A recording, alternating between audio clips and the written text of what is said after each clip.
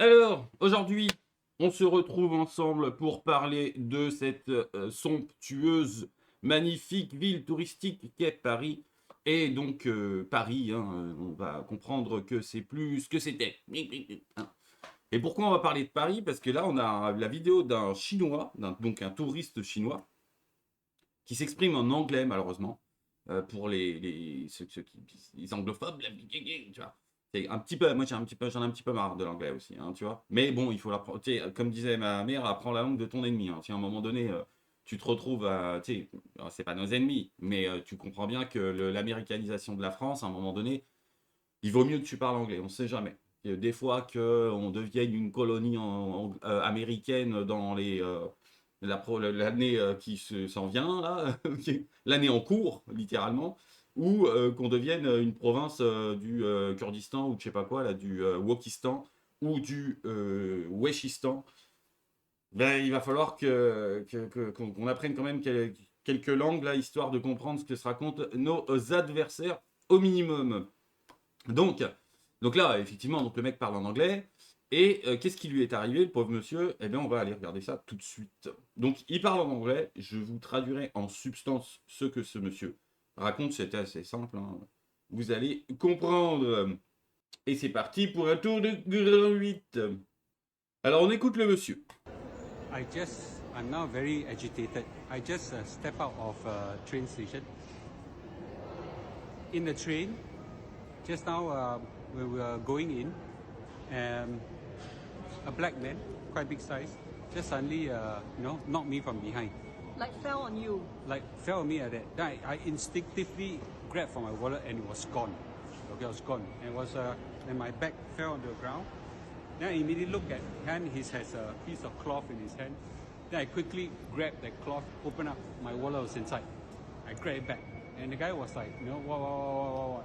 We're shouting at him, You took my wallet, You took my wallet, You took my wallet. You thief, you thief. You know how bad? The whole the whole train was filled with people. Not one person in Paris helped. There are no French that helped. None, not a single one. They just look at it and the guy just walk away. Nobody cared. Donc, en substance, le mec a son portefeuille dans sa poche. Il est dans le train, il est en train de faire sa life dans le train, normal, enfin, il prend le train comme tout le monde, comme n'importe qui. Alors le train, ça peut être le métro. Hein, il dit train, mais je pense que c'est peut-être le métro. Et là, le mec rencontre, donc lui, il dit un homme type africain assez grand. C'est ce qu'il décrit, parce qu'eux n'ont aucun problème à décrire le réel, les Asiatiques en particulier. Et donc, qu'est-ce qu'il dit? Il dit, bah en fait, le mec me bouscule et je sens en fait qu'il y a quelque chose qui va pas dans ma poche, tu vois, machin. Donc, il va checker sa poche et il n'y a plus son portefeuille. Donc, il est en PLS et là, d'un coup, il se rend compte que l'autre vient de lui carotte son portefeuille et là, donc si je comprends bien, il chope le mec, il ouvre son sac et là, il voit son portefeuille dedans, il le reprend et ensuite, il dit au mec, vas-y, enfoiré, tu viens de me voler, enfoiré. Tu viens de me voler mon portefeuille, t'es un voleur, machin, tif, tu vois. T'es un voleur, t'es un voleur, t'es un voleur. Et ensuite, il décrit que le train était bondé, mais qu'absolument personne n'a bougé pour l'aider. Personne, 0%. Donc le mec vient de découvrir la situation de tous les Français, peu importe la grande ville de France dans laquelle tu te trouves, tu te trouves dans un tramway, donc c'est pas sous terre, c'est pas caché, tu vois, symboliquement, c'est important. Et tu sais, psychiquement, c'est important.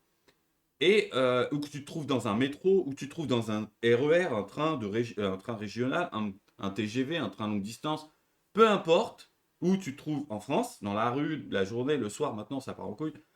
Eh bien, le mec vient de découvrir littéralement la situation que nous vivons absolument partout en France. Et donc là, le mec a l'air choqué, tu vois, en mode putain, personne m'a aidé, quoi. Donc ici, en France, les Français ne vous aident pas, attention. Moi, j'ai envie de dire aux étrangers, ne venez plus en France. Par pitié, s'il vous plaît, ne venez plus en France. S'il vous plaît. Je m'adresse aussi aux femmes. Par pitié, les femmes russes, les femmes des pays de l'Est, je vous implore par pitié, ne venez plus en France si vous n'êtes pas accompagné de garde du corps ou d'hommes du Gondor, tu vois. C'est oublié totalement. Des Spartiates, des tsars, comment dire, des guerriers, quoi. Des Vikings, des Celtes, des païens, voilà. Des adeptes de comment dire, de la réponse réelle, quoi, la réponse valable face à l'agression. Ne venez plus en France, par pitié, ne venez plus en France, s'il vous plaît.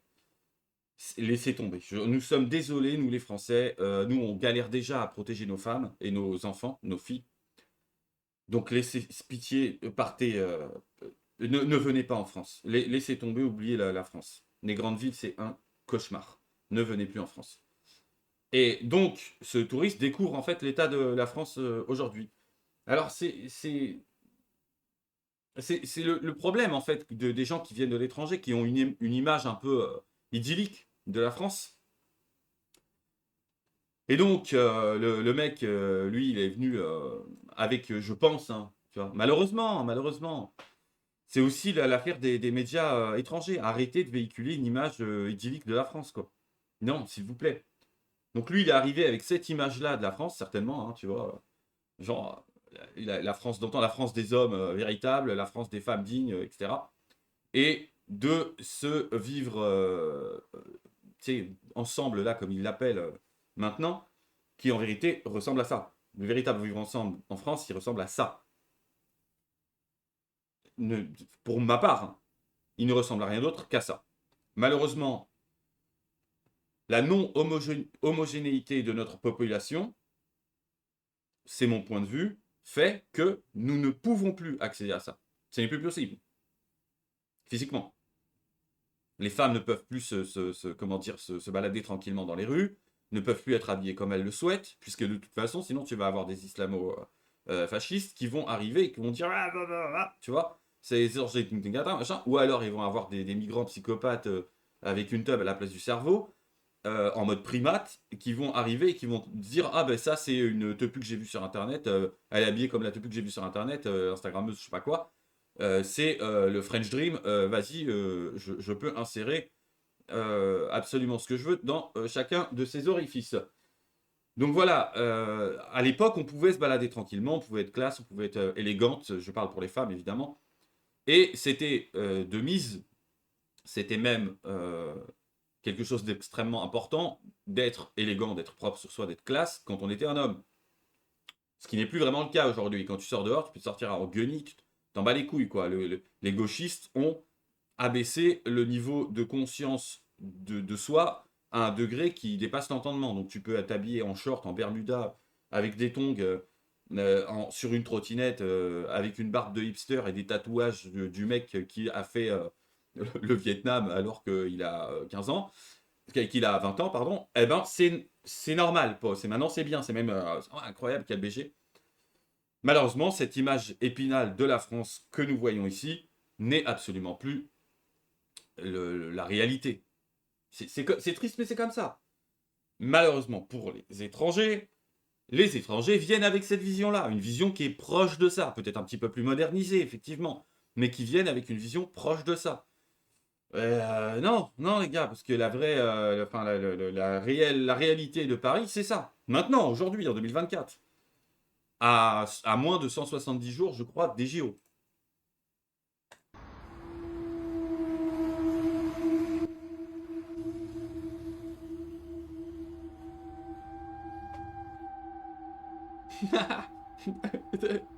C'est Ratatouille, c'est un film avant-gardiste.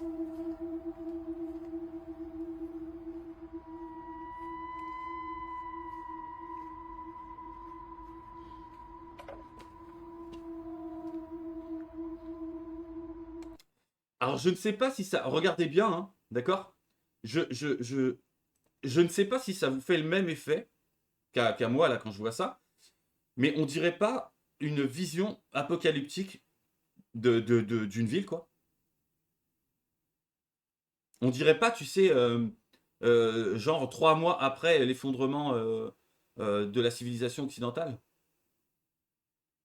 Alors, si là, on est encore dans la civilisation occidentale, je n'imagine même pas ce que ce sera 3 mois après l'effondrement.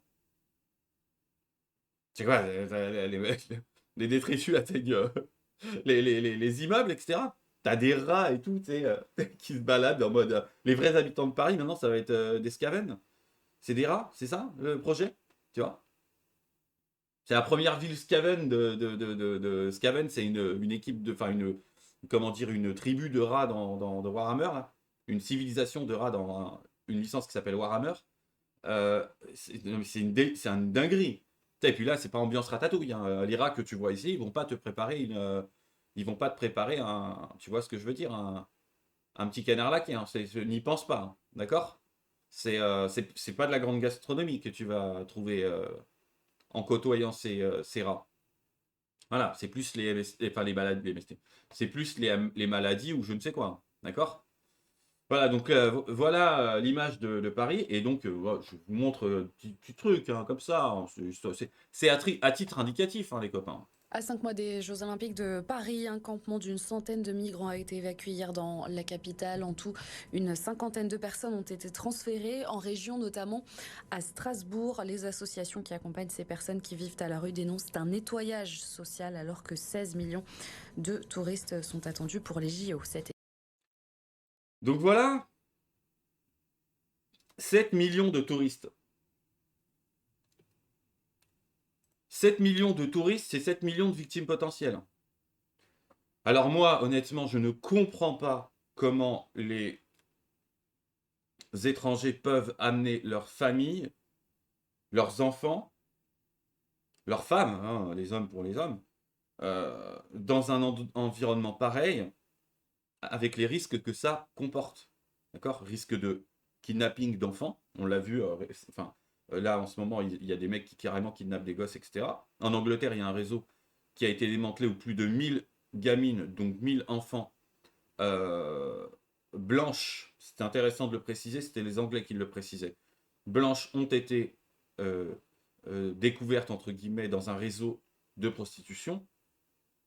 Donc vous avez le risque de kidnapping de votre enfant, le risque d'agression physique de votre enfant, le risque de vos femmes et de vos enfants, le risque d'agression sexuelle de vos femmes et de vos enfants, le risque de se faire voler, et donc tous les traumatismes que ça comporte pour une famille, pour des enfants, et pour une femme, parce que attention, genre il y a 15 migrants qui se pointent complètement sous je sais pas quel produit ou alcool, et qui se pointent comme ça et qui prennent à partie une famille avec une femme dedans, mais enfin, il va faire quoi le mari?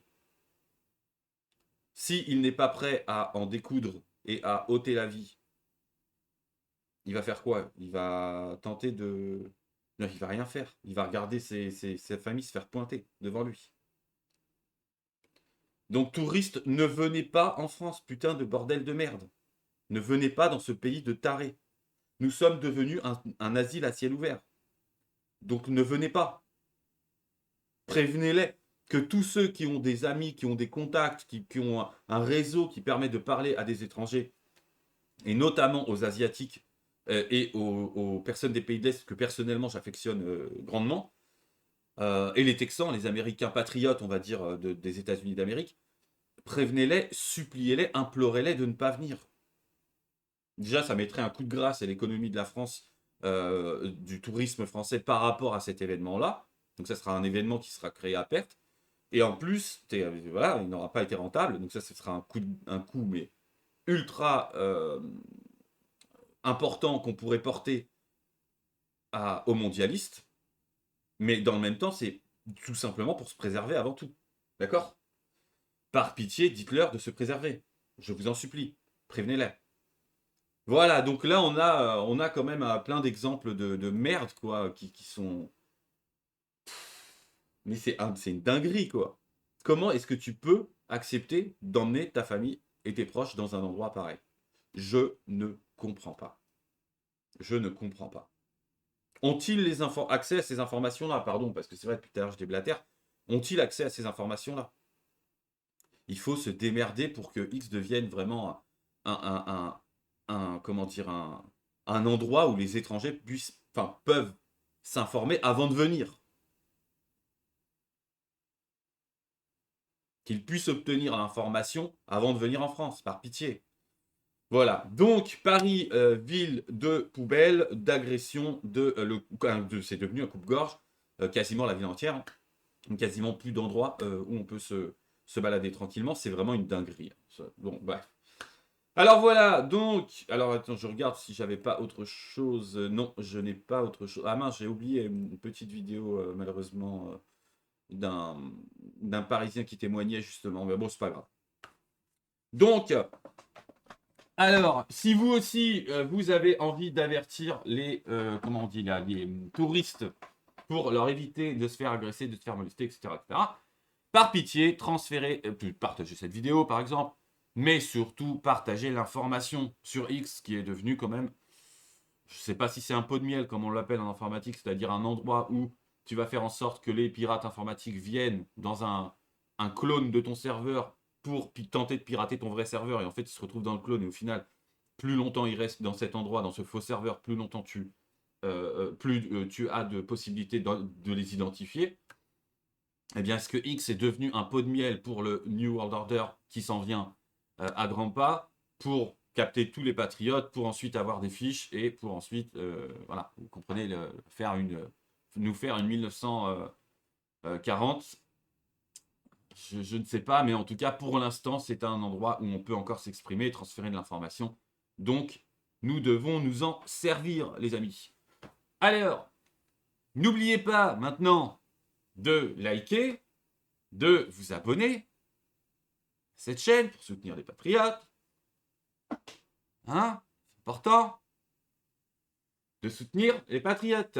Parce que là, franchement, hein, il nous reste combien de temps d'expression possible sur les réseaux sociaux?